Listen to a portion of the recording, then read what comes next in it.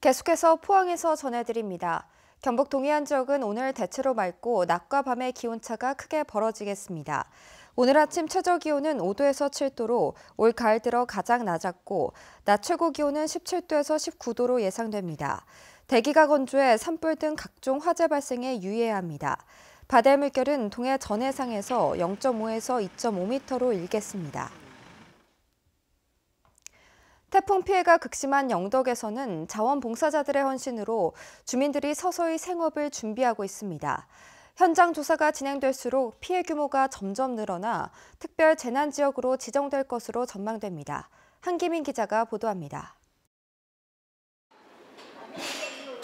침수 피해를 입었던 전통시장에서 막바지 응급복구 작업이 한창입니다. 물에 젖거나 부서진 가재 도구를 치우고 흙탕물이 묻은 씻기를 깨끗이 씻어냅니다. 바다 건너 울릉도에서 생업을 미루고 찾아온 자원봉사자들입니다. 저희들이 울릉도에도 저번에 나비나 매미 같은데 많은 피해를 입어갖고 주민들이 너무너무 안타까운 그런 현실을 겪어봤거든요. 그래서 이번에 저희들이 작은 힘이나마 보태고 싶어서 이번 태풍 피해 이후 지금까지 전국에서 달려온 자원봉사자는 영덕에만 하루 평균 1,000명이 넘습니다. 청소부터 식사와 빨래, 집과 가전제품 수리에 이르기까지 묵묵히 헌신해 왔습니다.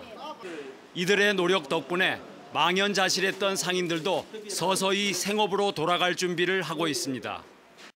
저희 직원끼리 하라고 했으면은 이거 아예 손도 못 댔을 겁니다. 근데 이제 많은 봉사자분들이 오셔가지고 많이 도와주시니까 이제 이렇게 다 정리가 돼가고 있으니까 저도 힘내서 일어서도록 하겠습니다.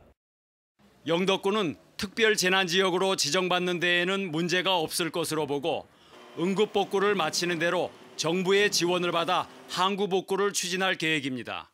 과거에 91년도 글리스 태풍 피해 정도의 규모가 될 것으로 지금 판단하고 있고 국가가 이제 특별 재난지역으로 지정하려면 60억 이상의 피해가 되는데 그 이상으로 지금 될 것으로 판단하고 있습니다. 이번 태풍으로 영덕에서는 전통시장 상인과 농어민 등 다양한 분야의 주민들이 피해를 입어 업종별 맞춤형 생계 지원이 절실합니다. MBC 뉴스 한기민입니다. 한수원이 산업통상자원부 산하 기관 가운데 뇌물과 향응 적발 액수가 가장 많은 것으로 나타나 도덕적 해이가 심각하다는 지적입니다. 더불어민주당 이훈 의원에 따르면 한수원은 임직원 31명이 144차례에 걸쳐 26억 7,100여만 원의 뇌물을 받았고 심지어 직원 1명은 현대중공업으로부터 모두 8차례에 걸쳐 17억 1,800만 원의 뇌물을 받아 해임됐던 것으로 드러났습니다. 이훈 의원은 공기업들이 다수 민간업체의 사업을 발주하는 갑의 위치에 있기 때문이라며 이들에 대한 감시 감독을 강화해야 한다고 지적했습니다.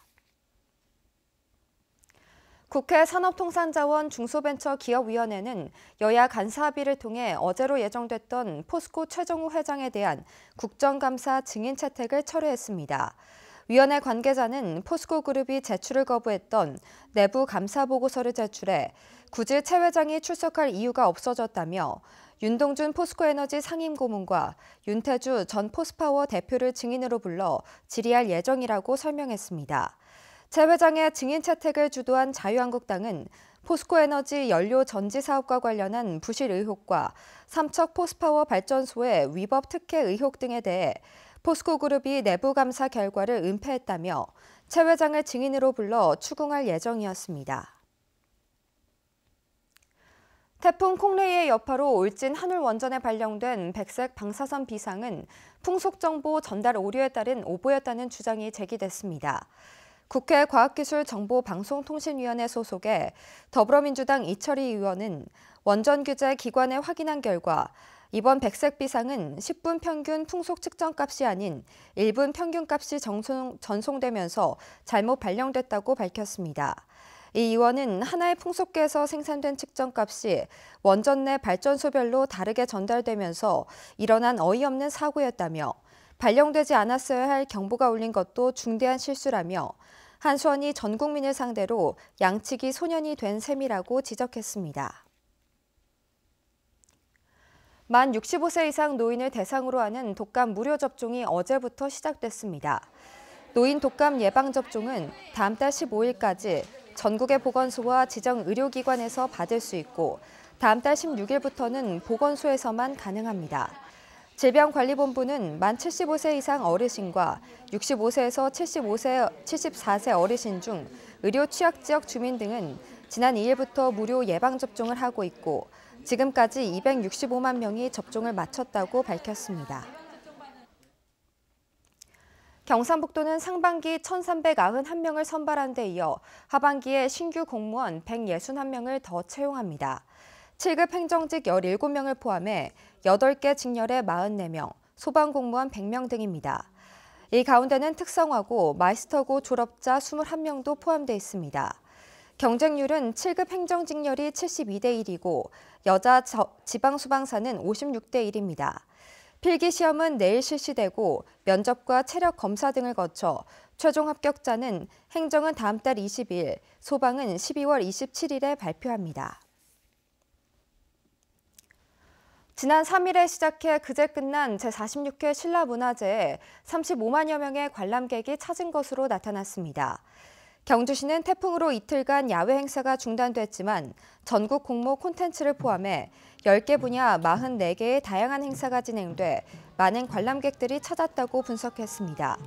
특히 첨성대 축조 재연과 월정교 부교 건너기 등 체험 행사가 많았고 다양한 공연 전시 행사도 인기를 끌었다고 밝혔습니다.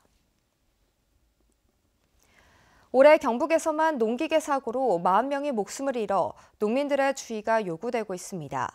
경북소방본부에 따르면 올해 경북에서는 농기계 사고 629건이 발생해 40명이 숨졌는데 사망사고를 농기계별로 구분해보니 경운기가 24명으로 가장 많았고 트랙터 6명, 농약살포기 5명 순이었습니다.